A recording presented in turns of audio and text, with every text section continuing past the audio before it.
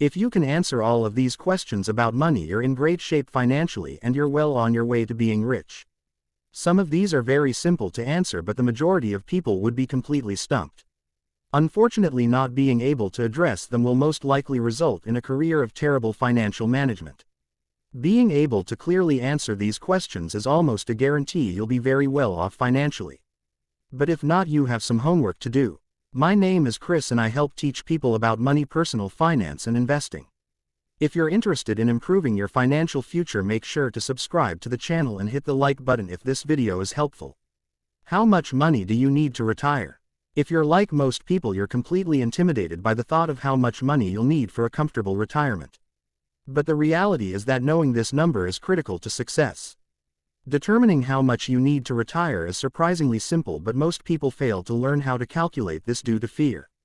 They're afraid the amount needed will be so high that they'll never be able to get there. Assuming a 4% withdrawal rate, which is seen as a sustainable amount, simply multiply your expected retirement income by 25 and you'll know exactly how much you need. If your expected retirement income is $50,000 per year, you only need $1,250,000 in order to safely withdraw that amount each year. Thankfully, if you've done your research, you know that you don't need to personally set aside $1,250,000. If you invest wisely, the majority of that money will be from investment returns, and the money you put in will only be a fraction of that. Those who are able to clearly answer this question are well on their way to a successful and comfortable retirement. What are your expected investment returns? Knowing what types of investment returns you can reasonably expect is critically important to knowing the answers to other questions. Being able to answer this question with certainty means you've done your research. The S&P 500 averages around 10% per year, with some years returning much more and some years being negative. But it's typically viewed as a benchmark. The S&P 500 is a well-rounded option that provides market average returns. If you're risk-averse and can't stomach an average amount of volatility, your returns will suffer as a result. On the other hand, if you're fine with assuming more risk, your returns could be higher than 10%.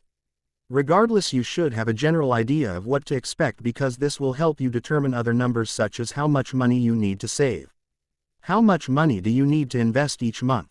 You want to be rich, and so does everyone else, but you need to know how much money you should be investing in order to get where you'd like to be. It's all right if you don't yet earn enough money or your bills are too high to invest the amount you determined you needed to. You've come up with a figure and you can focus on the issue of how to reach that goal. For example, you should be able to say, I need to invest X amount each month in order to reach X amount by this time. You can determine how much you should be setting aside by using a compound interest calculator and inputting the amount of money you currently have saved, your expected investment returns, and your timeline. How much cash should you have on hand?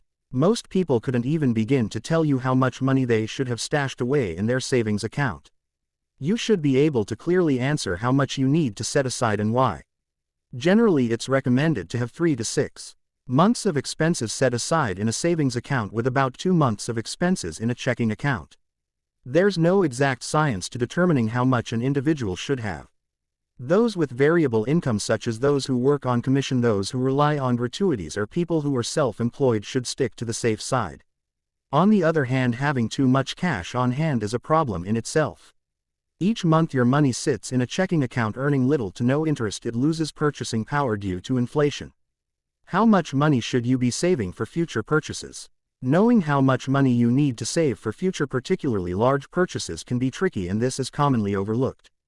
Being debt-free is a major accomplishment that will greatly free up your income for other future expenses.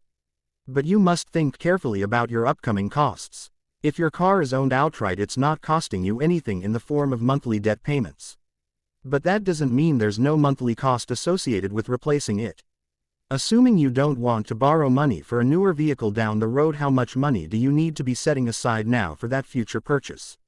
If you need $25,000 in order to pay cash for a car in 4 years, you should be saving over $500 per month just for that expense.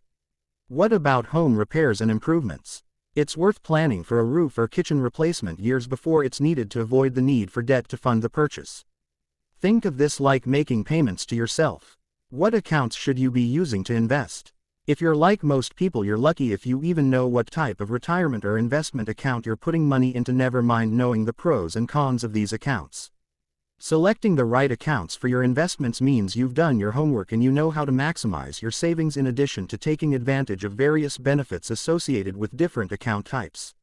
Utilizing accounts that don't align with your situation will result in significantly less money accumulated over time as well as a large tax burden during retirement that eats up a huge percentage of your retirement income.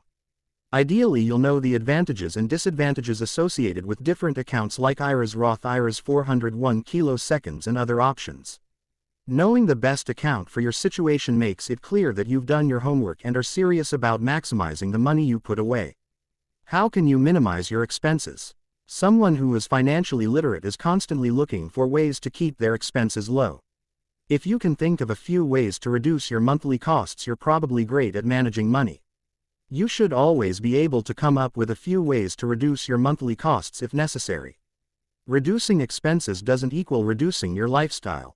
It could just mean getting better pricing on things like insurance, refinancing your mortgage to receive a better interest rate, or limiting subscriptions you don't even use. Other types of reductions that could potentially reduce your quality of life include moving into a less expensive home or apartment, taking in a roommate, selling your car, or eating every meal at home. You don't necessarily need to implement each of these money-saving techniques. The point is that you're always on the lookout for savings and can do so if absolutely necessary. How is your monthly spending categorized? Your income is your most powerful wealth-building tool, but if you're not careful, it can easily be eaten up by various large expenses that tend to sneak up on you. You need to know how much you're spending in a typical month as well as how that money is being split up. Housing, which is the largest expense for just about everyone who pays a mortgage or rent, is the most important one to pay attention to. Letting this one expense get out of hand is pretty much guaranteed to ruin you financially, leaving no room in your budget for debt paydown and investing. It's wise to know exactly how much of your budget is going to this cost. Transportation is also one of the largest budget lines, followed by various smaller expenses like food, healthcare, and insurance. Also know how much of your money is going to the smallest expenses like subscription services, meals and drinks out, and aimless online purchases, which tend to multiply and slip through your fingers. If you know exactly where your money is being spent, you're way ahead of most people. People who scratched their head at the end of each month wondering why they have nothing left. If you know the answers to all of these questions, congratulations, there's a great chance you're doing extremely well when it comes to money. Sure, you might not be exactly where you want to be yet, but you're on the right track.